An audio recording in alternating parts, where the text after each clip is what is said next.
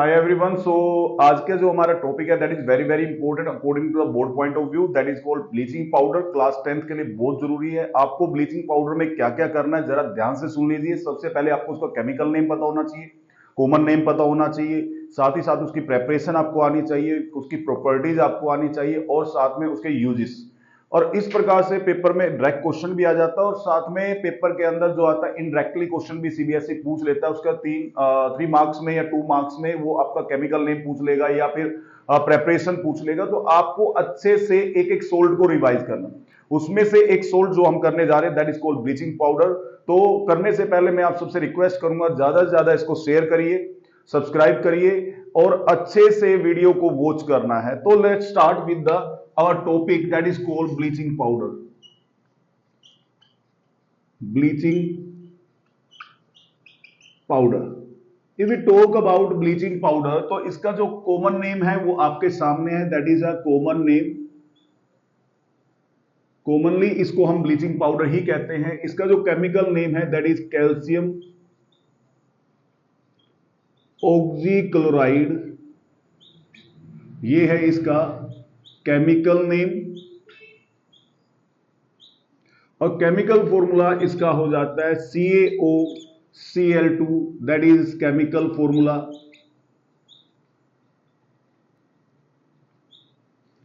Then इसकी preparation कैसे करते हैं। प्रेपरेशन, अगर प्रेपरेशन की बात की जाए तो इसको प्रिपेयर किया जाता है बाय यूजिंग कैल्शियम हाइड्रोक्साइड।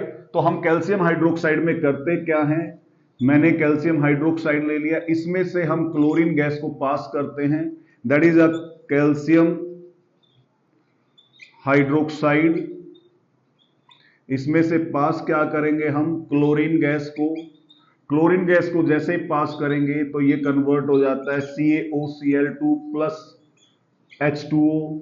तो calcium oxy chloride plus water यहां से रिलीज होगा। तो that is the preparation, very very important. अच्छे से बार बार इसको लिख के देखना है कि आपने यूज क्या किया। यहां पे आपने यूज किया कैल्शियम हाइड्रोक्साइड को। फर्स्ट चैप्टर में भी आप इसके बारे में पढ़ के आ चुके, जहां पे आपने कैल्शियम ऑक्साइड को वाटर के साथ ट्रीट किया था। तो किसी भी मेटेलिक ऑक्साइड को जब वाटर के साथ ट्रीट करते हैं तो हमारे पास बनता क्या है, हाइड्रोक्साइड बनता है। तो यहां पे हमने कैल्शियम ऑक्साइड को जब ट्रीट किया तो कैल्शियम हाइड्रोक्साइड बन गया था। कैल्शियम हाइड्रोक्साइड के अंदर से जब हम क्लोरीन गैस को पास करेंगे तो कैल्शियम ऑक्सीक्लोराइड प्लस वाटर बन जाएगा। अब इसकी प्रॉपर्टीज पे आ जाते हैं। अगर प्रॉपर्टीज की बात करते हैं, एक एक चीज को अच्छे से नोट करना माय डियर। सबसे पहला आता है अपीयरेंस। इसकी अपीयरेंस कैसी है, अगर हम अपीयरेंस की करें तो white powder with chlorine smell. इसमें से स्ट्रॉन्ग क्लोरीन की स्मेल आती है। व्हाइट कलर का ये पाउडर होता है तो इसमें से क्लोरीन की बहुत स्ट्रॉन्ग स्मेल आती है। Number 2, reaction with sulphuric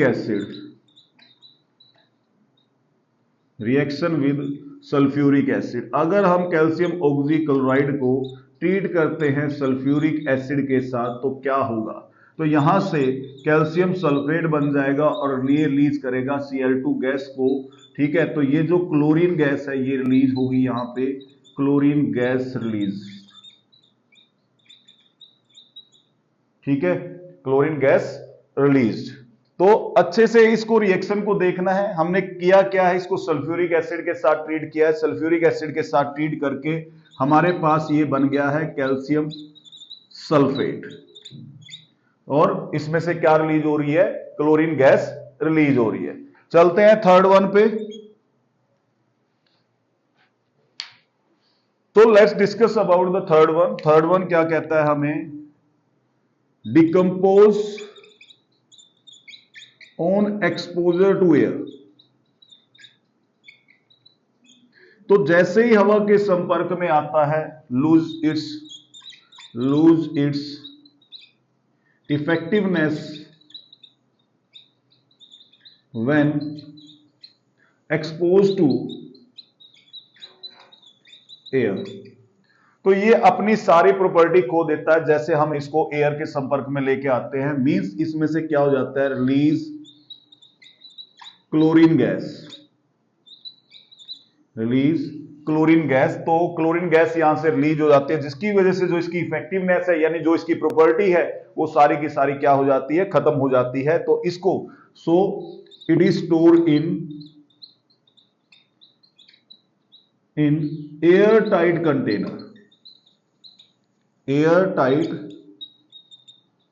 container. तो माय डियर इसको फिर हम क्या करते हैं, एयर टाइट कंटेनर के अंदर स्टोर करते हैं। तो अभी तक हमने जो पढ़ा है, यूजिस पे जाने से पहले हमने पढ़ा इसका कॉमन नेम ब्लीचिंग पाउडर है, केमिकल नेम कैल्शियम ऑक्सीक्लोराइड है, केमिकल फॉर्मूला CaOCl2 है, प्रेपरेशन कैल्शियम हाइड्रोक्साइड यानी स्लिक लाइन में जब क्लोरीन गैस पास करेंगे तो कैल्शियम ऑक्सीक्लोराइड बनेगा और वाटर रिलीज हो जाएगा। प्रॉपर्टी अपीयरेंस व्हाइट पाउडर है जिसके अंदर से स्ट्रॉन्ग क्लोरीन स्मेल आती है।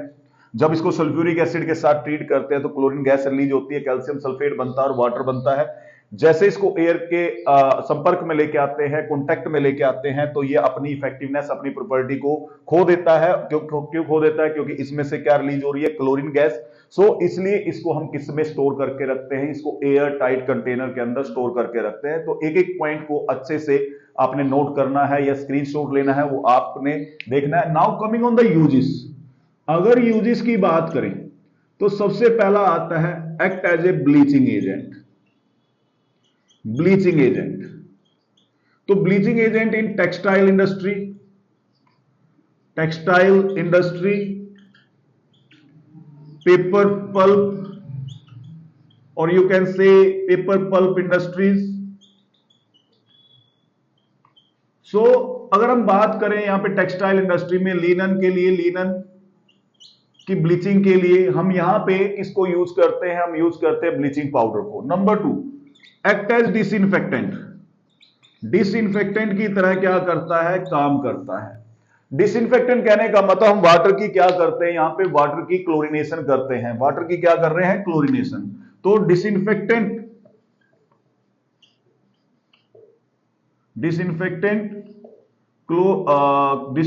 Drinking water, you can say disinfectant drinking water by chlorination, by chlorination। तो क्लोरीनेशन जो हम करते हैं वो यूज करते हैं, उसके अंदर हम कैल्शियम ऑक्सीक्लोराइड को।